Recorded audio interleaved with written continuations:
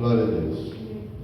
Diz assim: havendo Deus antigamente falado muitas vezes e de muitas maneiras aos pais pelos profetas, a nós falou-nos desses últimos dias pelo Filho, a quem constituiu o herdeiro de tudo, por quem também fez o mundo, o qual, sendo o resplendor de sua glória e a expressão da imagem de sua pessoa, e sustentando todas as coisas pela palavra do seu poder, havendo feito por si mesmo a purificação dos pecados, assentou-se à destra da majestade nas alturas.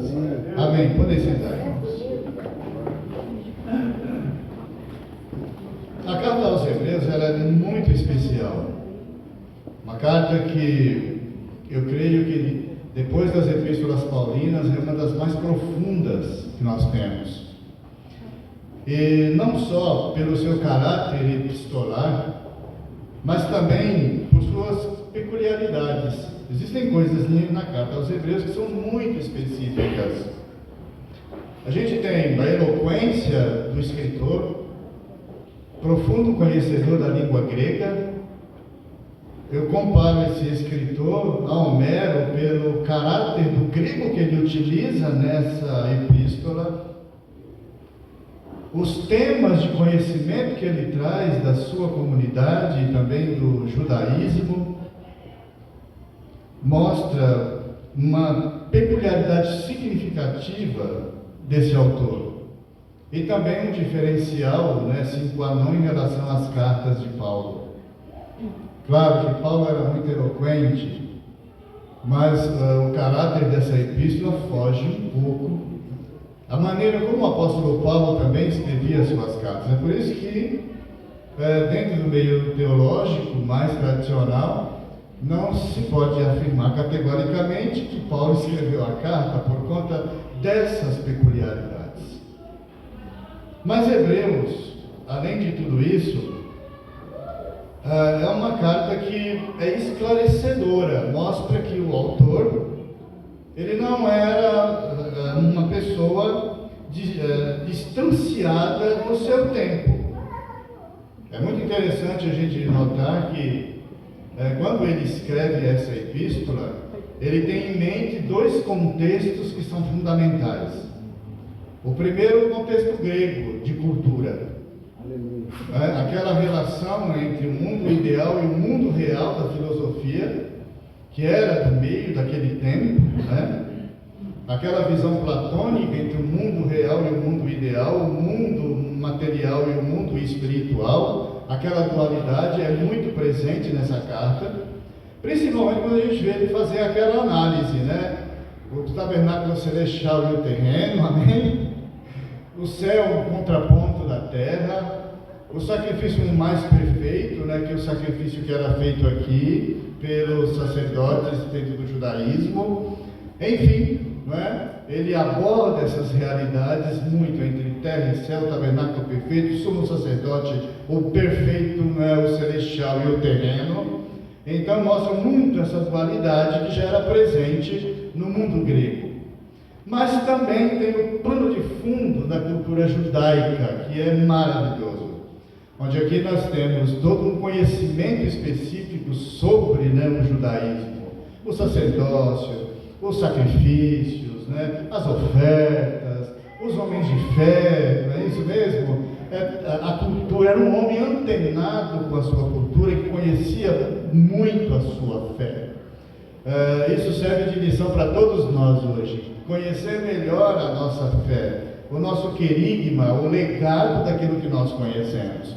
Se perguntar para o autor aos Hebreus quem é Jesus, misericórdia, leia o texto que vocês vão ver.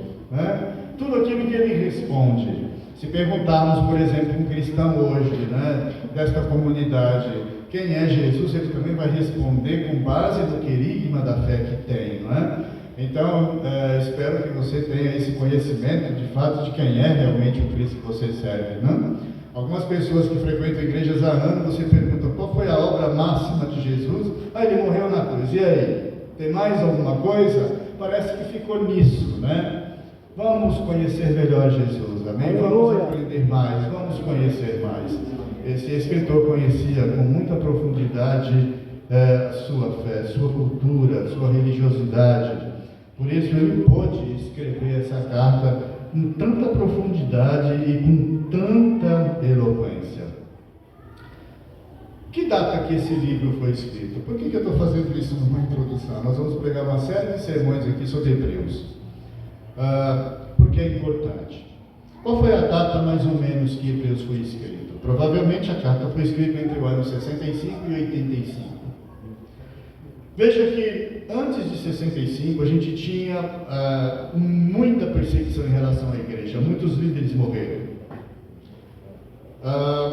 Aqui a gente vê que quando o autor direciona a carta, aquele grupo seleto de Roma, não foi para uma igreja identificada, como vocês sabem muito bem aqui, diferente das epístolas paulinas, que o destinatário é certo em boa parte das suas epístolas.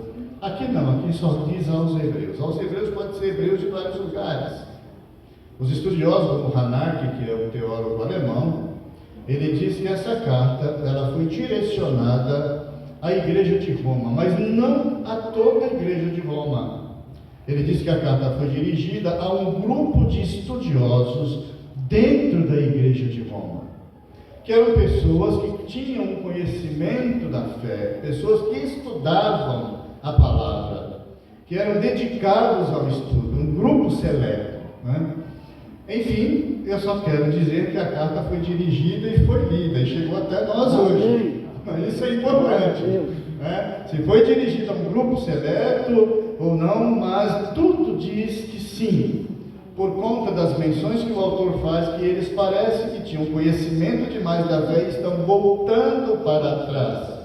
E ele observa aqui que eles precisam olhar para a frente, continuar crendo, acreditando em tudo aquilo que eles ouviram e receberam, e não voltar atrás. Por isso é um grande risco que as pessoas correm em esquecer-se da fé e tentando voltar para trás. A ordem bíblica é marchar para frente, é conhecer melhor Deus, é não abrir mão da fé, da essência daquilo que nós fomos formados, entende? Sempre caminhando de fé em fé, conhecendo melhor ao Senhor. Por que dizem que não foi escrito antes dessa data? Por conta de mencionar a questão de perseguição. E é interessante de que o grupo que foi dirigido aqui não sofreu perseguição. Eles foram alertados a lembrar da fé daqueles líderes do passado. Olha que interessante, capítulo 13 fala isso, que sofreram inclusive martírio por causa da fé. Então diga, vocês fiquem firmes, porque lá atrás o autor sempre fazia os leitores olhar para trás e ver o exemplo daqueles que sofreram. Desde o exemplo de fé, exemplo de perseguição, exemplo de pessoas que foram martirizadas. Ele diz, muitos foram martirizados, os pioneiros dessa igreja foram mortos por causa da fé. Aleluia. E vocês não podem de jeito nenhum esquecer esse detalhe. Então nesse ponto, por isso que a carta está entre 65 e 85. Mas o ponto mais polêmico da carta, que chama a atenção de muita gente, é a questão da autoria, né? Quem escreveu Hebreus? Não tem. A gente não tem no texto autoria. A tradição mais antiga dizia que Paulo era o escritor. Mas por que isso era pontuado? Por algumas coisas simples. Para uma carta fazer parte do cânon, ela tinha que ter um caráter de apostolicidade. Tanto é que Hebreus não foi logo de cara a primeira epístola que entrou no cânon. Ele tem duas epístolas que entraram bem depois, foi Hebreus e a carta de Tiago. Quem estuda aí sabe bem disso. Então o que se cogitou? Hebreus não podia ficar de fora, de jeito nenhum, e graças a Deus que não ficou. Então eles atribuíram um caráter e uma autoridade epistolar a essa carta, atribuindo-a a Paulo como escritor. Foi exatamente por isso que durante muito tempo, até mesmo em versões muito antigas da Bíblia e tal, aparecia a carta de Paulo aos Hebreus. Hoje não tem mais isso, porque a gente sabe que isso era muito polêmico. No próprio texto não está escrito, né, quem escreveu a carta.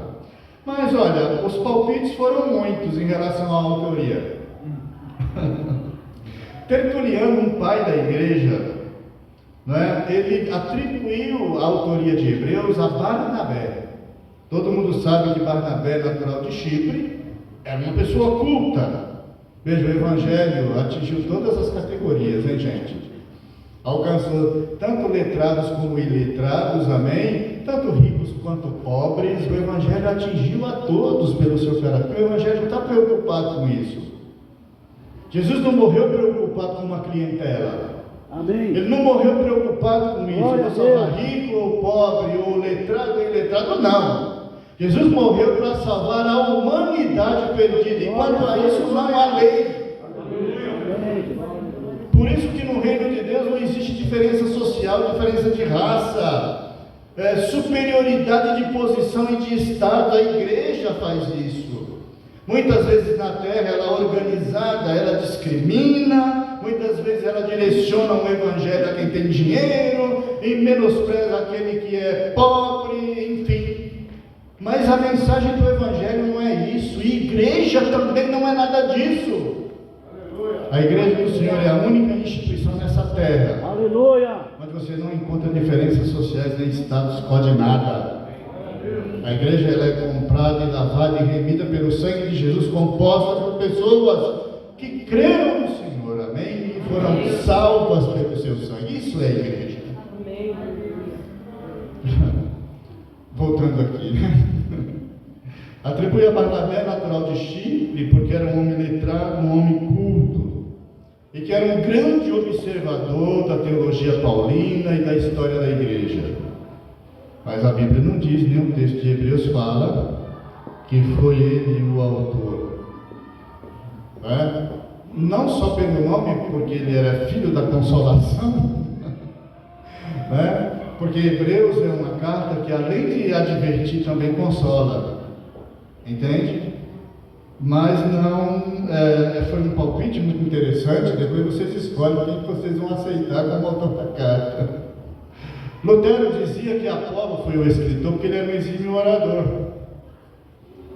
De acordo com a menção do Novo Testamento, o Apolo lá de Alexandria era um homem eloquente nas palavras. Então Lutero não pôde deixar de dar pitada dele. Ele disse: quem escreveu a carta foi Apolo. Agora, a versão mais romântica que eu já vi, inclusive o Dr. William aponta bem isso, baseado nos escritos de Hanark, que é um teólogo alemão, a pitada romântica da carta aos Hebreus, de quem é o autor. Ele diz que o autor foi escrito por uma mulher. Lembra do casal Áquila e Priscila? Ele fala que a carta foi escrita por Priscila. Entende? Foi dirigida a uma comunidade. Por isso não aparece o nome, porque a mulher era discriminada, ela não encabeçava nenhum registro de livros ou de literatura. Então preferiu-se. Ele diz: quem escreveu foi Priscila, que conhecia bem as escrituras, que conhecia bem a fé, uma mulher missionária, talentosa. Então aqui é uma pitada mais romantizada. Se a gente parar para pensar, essa versão, ela é muito interessante. Observa bem o passado, como as mulheres não apareciam, elas não tinham nenhum destaque nesse sentido, Então ele diz: por isso o nome não aparece, porque ela provavelmente foi a autora dessa carta. Mas, gente, eu prefiro ficar com o que Orígenes fala, um dos pais da igreja, e isso ele disse há 1800 anos. Só Deus sabe quem foi o escritor da carta aos Hebreus. Glória a Deus. Por mais que você tenta dar um palpite, estudar e ver estilo, discutiu-se muito disso. Você acha que Tertuliano e outros, para dar sua opinião, eles só deram palpite? Não, eles estudaram estudaram o texto grego, o estilo dessas pessoas, para chegar no denominador comum de que eles eram escritores. Mas um dia, quando você chegar lá no céu, a primeira coisa que eu vou perguntar para quem estiver lá, quem foi o escritor da carta aos Hebreus, hein? Outra coisa que eu vou perguntar, Jonas era realmente careca? É brincadeira, não? Mas o autor, ele inicia dizendo que o Deus que nós servimos é um Deus que fala. É até interessante a gente entender isso. Deus é espírito. Glória a Deus. Tudo aquilo que a gente atribui a Deus, falando ou não, é antropomorfismo. Porque Deus não tem uma forma. Quando a Bíblia diz ele falou, ele disse, ele pensou, são antropomorfismos de um Deus que está muito além da nossa imaginação, mas não é um Deus que está alheio. Aleluia. Não é um Deus da visão deísta que criou o mundo e falou: se virem aí porque eu vou tomar café. Não é um Deus desse tipo.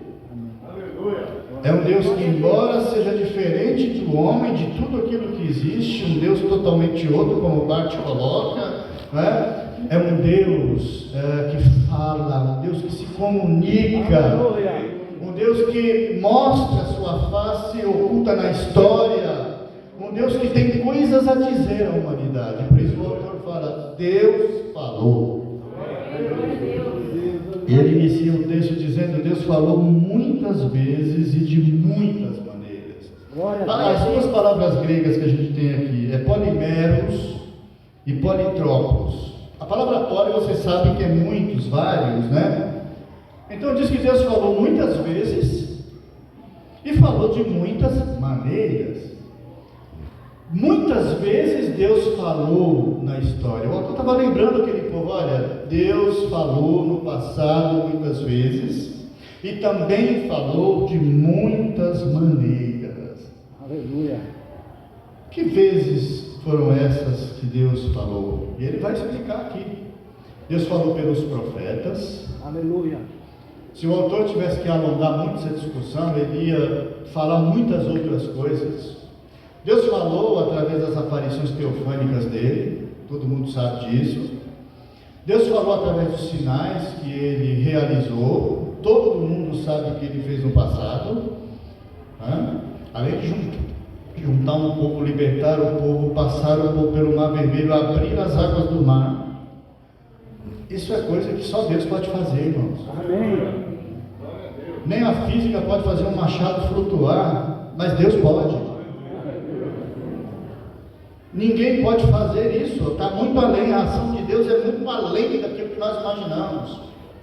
Me perdoe aí os céticos, né? Aqueles que não acreditam também em nada, aqueles que nem em Deus acreditam, os ateus, mas não dá para não acreditar de que existem muitas coisas que fogem à compreensão daquilo que é material.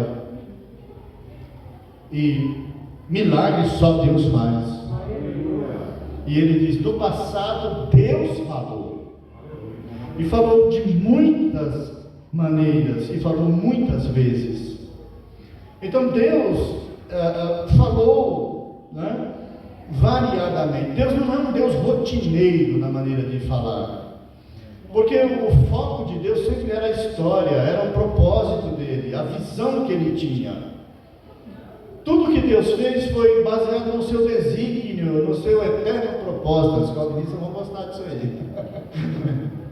Baseado no seu eterno propósito, Deus ele fez, né? Falou, e muita coisa aconteceu. Então ele diz: no passado, Deus falou aos pais pelos profetas, falou muitas vezes e de muitas maneiras. E é interessante que os profetas foram instrumentos de Deus em ocasiões muito diferentes da história. Percebe uma coisa, que cada vez que os profetas falavam, era uma mensagem para o povo num momento histórico determinado. Então esse papo da alienação histórica não faz parte de Deus, não é? E não deve fazer parte do povo de Deus. Porque se você parar para pensar bem, Deus sempre falou na história, amém? Amém. E ele usou quem? Os profetas. Os profetas eram os arautos de Deus, porta-vozes de Deus para comunicar as verdades. Ele sempre usou os profetas como instrumentos do seu poder. Entenda uma coisa, os profetas eram pessoas cultas, letradas, eram pessoas que tinham experiência com Deus. Alguns estudavam escola de profeta, outros não. Alguns eram chamados e alguns tinham uma escola muito importante, que era da vida. Era a escola da intimidade, a escola da comunhão com Deus. Mas isso não descartava, não é? As reuniões proféticas, as escolas de profeta, onde eles estudavam a lei, enfim. E eram essas pessoas que Deus usava para comunicar a sua verdade. Quando tudo parecia o contrário, quando os reis estavam se pervertendo, quando a lei não era mais ouvida, quando Deus não era mais adorado, quando os sacrifícios não eram realizados, quando o povo passava penúria porque as ofertas e os dízimos não eram dados, quando havia corrupção, quem Deus usava para falar? Os profetas. E se a gente observar bem o texto bíblico, muitas vezes eles falaram de maneiras muito diferentes. Eu me lembro que quando a coisa pegava, os profetas eles eram drásticos. O profeta Elias e o profeta Eliseu, vocês sabem muito bem o que eles fizeram. E foram drásticos. Não é? Me lembra de Elias e os profetas de Baal, Jesus do céu. Misericórdia. Idolatria perdurando. E Deus usa o profeta. Faço um desafio a vocês aí. Um homem só desafiando os profetas de Baal. Isso é coragem. Amém. Sabe por quê? Porque ele confiava em Deus. Aleluia. Não confiava em homem, mas confiava em Deus. Quando Deus escolhe aqueles que são seus na labuta do dia a dia, a gente aprende a primeira coisa aqui, é que a gente tem que confiar no homem, a gente tem que confiar em Deus. Quem nos chamou foi Deus. Eu posso fazer um desafio de fé para mostrar, não que eu sou bom, que hoje tem muita gente fazendo desafio de fé para mostrar que o pastor tem poder. Entende? Eu sou poderoso. Hoje o sensacionalismo tomou conta de muitas igrejas por aí. Eu quero ver fazer como Elias fez. O Deus que responder com fogo, esse é Deus. Aleluia. Isso é coragem, irmãos. Entende? Enfim, se a gente for falar de todos os profetas aqui, nós vamos ficar muito tempo, né? Deus falou, usou os profetas com mão forte, com mão poderosa. Deus usou até a vida amorosa de profetas para dar uma lição para o povo. Entende?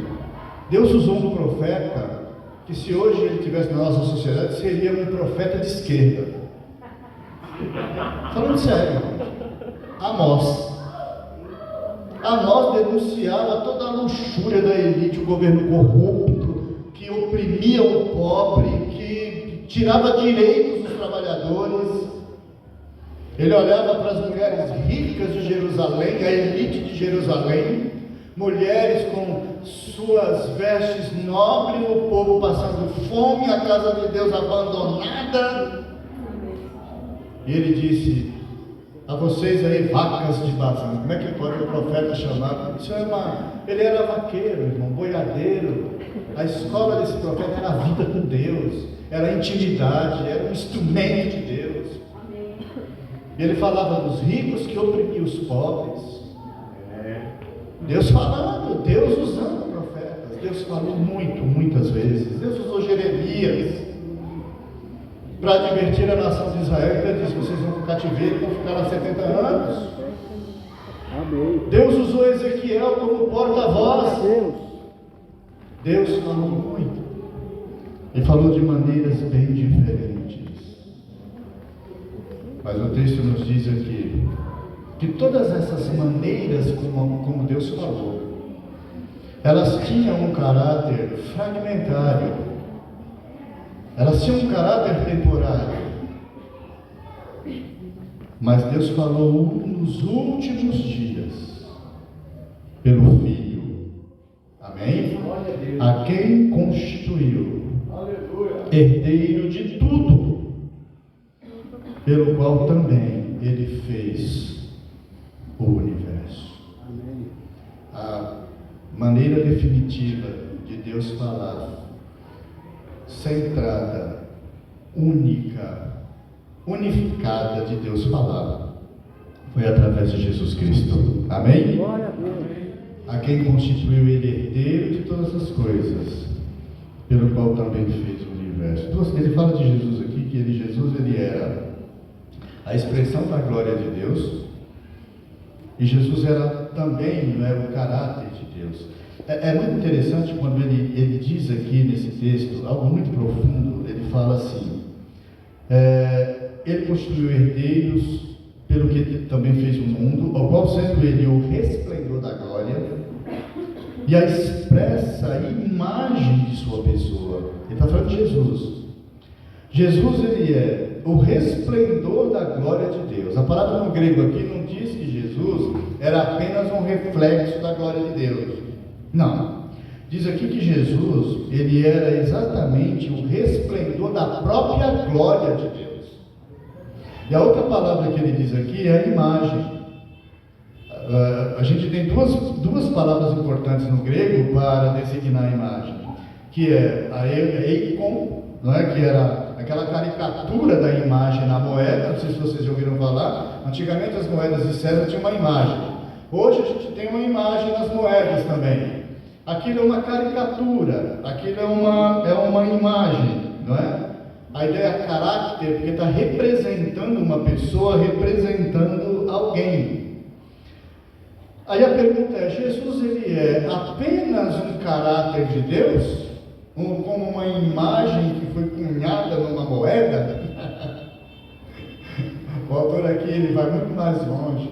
Ele diz que Jesus não é apenas uma imagem cunhada, ele é a própria pessoa de Deus encarnado. Emanuel. Por isso ele diz que Jesus, como e tem João que fala, o senhor está falando com Emanuel, que é Deus conosco, não é? É o Cristo que veio, que se fez homem, ele é a expressão exata de Deus. E para terminar aqui, olha, sobre Jesus, o autor ele fala coisas muito lindas e maravilhosas. Aleluia. Ele diz que a Jesus pertence a glória de Deus. Ele não é só um reflexo, mas como ele é a própria glória de Deus. Uma glória que ilumina, que irradia, como diz João. A luz veio ao mundo. E os homens amaram mais as trevas do que a luz, porque as suas obras eram más. Em Jesus nós vemos a glória de Deus. A Jesus pertence o reino, o império, porque ele é tanto o criador de tudo, como ele é o sustentador de tudo aquilo que ele criou. Isso foi aquilo que Paulo diz lá em Colossenses. Ele é o criador e ele é o sustentador de tudo aquilo que fez. Se alguém perguntar quem criou tudo, pode dizer Jesus é criador de todas. Foi Deus. Mas Jesus é o criador de todas as coisas. A ele pertence a obra criadora. Você está aqui porque Jesus criou todas as coisas, né? Aí a ele, como eu disse, pertence à obra sustentadora. Ele sustenta tudo pela palavra do seu poder. E o mais importante de tudo isso, a Jesus pertence a obra redentora. Aleluia. Aleluia. O autor ele vai finalizar no texto que nós lemos. Ele vai dizer exatamente isso aqui, o qual sendo o resplendor da glória, a expressa imagem de sua pessoa, sustentando todas as coisas pela palavra do seu poder, havendo feito por si mesmo a purificação dos pecados. Veja bem, Jesus não foi obrigado a fazer nada, ele fez voluntariamente porque Aleluia. ele quis. Amém. Graças a Deus. Ele se entregou como ovelha ao matadouro, ele se entregou como ovelha a ser sacrificada pela humanidade. Por isso o autor aos Hebreus já começa dizendo isso, porque ele vai depois aprofundar mais à frente, que Jesus é o Cordeiro de Deus, mesmo como aponta João Batista. Ele fez o sacrifício perfeito e ele mesmo é a oferta perfeita. Ele se entregou na cruz para purificar os nossos pecados. Então a Jesus pertence a obra redentora. Quem nos redimiu? Quem se habilitaria em redimir uma humanidade perdida? Quem pagaria um preço para conseguir libertação da humanidade perdida? Quem? Jesus. Como lá em Apocalipse aponta. Quem é que vai tirar os mistérios e o desfecho do selo do livro, selado com 7 selos? Não havia ninguém. Ninguém. Aí João vê o Cordeiro. O Cordeiro que foi morto. Ele tem todo o poder e autoridade para desatar os selos. Glória a Deus. É por isso que todo o mérito é de Jesus. Amém? Amém? E nós temos que agradecer todos os dias pela sua oferta voluntária e o seu sacrifício na cruz.